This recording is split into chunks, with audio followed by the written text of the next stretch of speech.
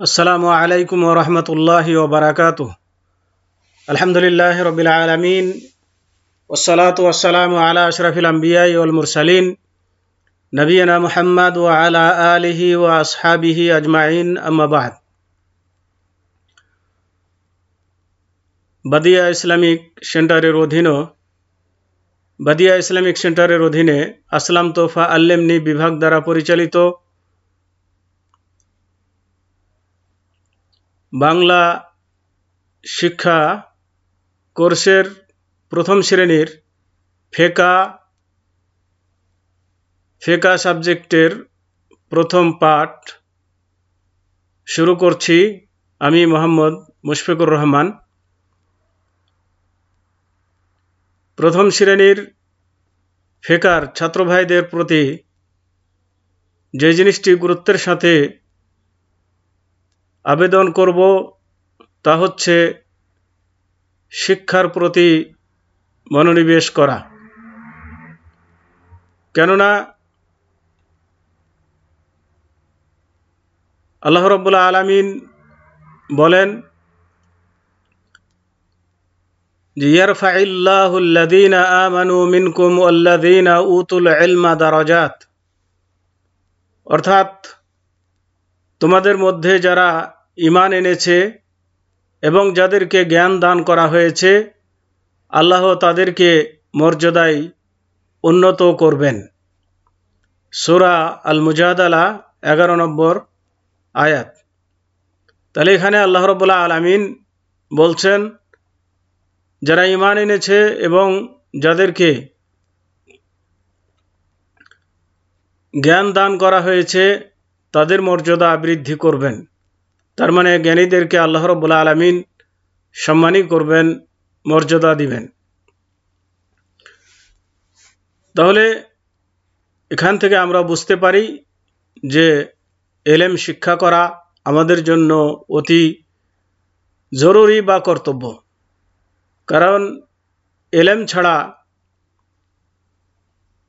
সঠিক পথে পরিচালিত হওয়া যায় না, আল্লাহ রাব্বুল আলামিনকে চেনা যায় না। আল্লাহ রাব্বুল আলামিন অন্যত্র বলেন যে ইন্নামা ইয়াখশাল্লাহা মিন ইবাদিহি আল উলামা, অর্থাৎ আল্লাহ রাব্বুল আলামিনকে আলেম সম্প্রদায় ভয় করে থাকে। তাহলে আল্লাহ রাব্বুল আলামিনকে ভয় করতে হলে, তার সম্পর্কে জানতে হলে এলেমের বিকল্প নেই।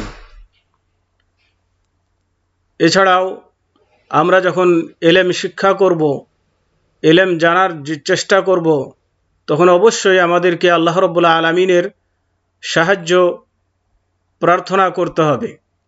আল্লাহ রাব্বুল আলামিনের কাছে এলেম চাইতে হবে, চেয়ে নিতে হবে।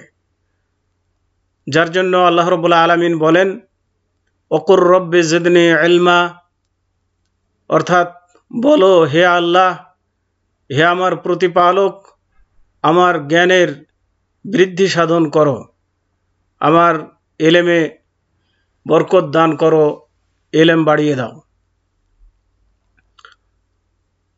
তো এটি আমাদেরকে আল্লাহ রাব্বুল আলামিনের কাছে চেয়ে নিতে হবে। কেননা আল্লাহ রাসূল সাল্লাল্লাহু আলাইহি ওয়াসাল্লাম বলেন যে মান ইউরিদিল্লাহু বিহি খায়রান ইউফাক্কিহু ফিদ্দিন, অর্থাৎ আল্লাহ রাব্বুল আলামিন যার কল্যাণ চান তাকে দ্বীনের জ্ঞান দান করেন, দ্বীনের বুঝ দান করেন। এখানে আল্লাহ রাব্বুল আলামিন আল্লাহর রাসূল সাল্লাল্লাহু আলাইহি ওয়াসাল্লাম যে আল্লাহ রাব্বুল আলামিন যার কল্যাণ চান তাকে সম্পদ দান করেন, তাকে পদ মর্যাদা দান করেন, মর্যাদা উন্নীত করেন, এমন কিছু বলেননি। বরং বললেন যে আল্লাহ যার কল্যাণ চান তাকে দ্বীনের জ্ঞান বা দ্বীনের বুঝ দান করেন। অতএব আমাদেরকে দ্বীনের জ্ঞান অনুসন্ধান করতে হবে, দ্বীনের জ্ঞান অর্জন করতে হবে এবং এই মর্মে আল্লাহ রাব্বুল আলামিনের কাছে সাহায্য কামনা করতে হবে, দোয়া দোয়া করতে হবে। এছাড়াও আল্লাহ রসুল সাল্লাল্লাহু আলাইহি ওয়াসাল্লাম বলেছেন, হাদিসটি আবু হুরায়রা রাদিয়াল্লাহু তাআলা আনহু বর্ণনা করেন। হাদিসটি হচ্ছে এরকম: আন আবি হুরায়রা রাদিয়াল্লাহু তাআলা আনহু قال قال رسول الله صلى الله عليه وسلم من سلك طريقا يلتمس فيه علما سهل الله له به طريقا إلى الجنة। এখানে সাহালাল্লাহু লাহু একটি শব্দ আছে যেটি এখানে উল্লেখ করা হয়নি, ছুটে গিয়েছে, এটা ধরে নেবেন। এভাবে পড়বেন, সাহালাল্লাহু লাহু বিহি তরিকান ইলাল জান্নাহ, এইভাবে হবে হাদিসটি। তার মানে হচ্ছে এই যে আবু হুরায়রা রাদিয়াল্লাহু তাআলা আনহু থেকে বর্ণিত, তিনি বলেন যে আল্লাহর রাসূল সাল্লাল্লাহু আলাইহি ওয়াসাল্লাম বলেছেন, যে ব্যক্তি জ্ঞান অন্বেষণের জন্য কোনো পথ অবলম্বন করে, আল্লাহ তাআলা তার জন্য এর মাধ্যমে জান্নাতের পথ সহজ করে দেন। হাদিসটি সহিহ মুসলিম,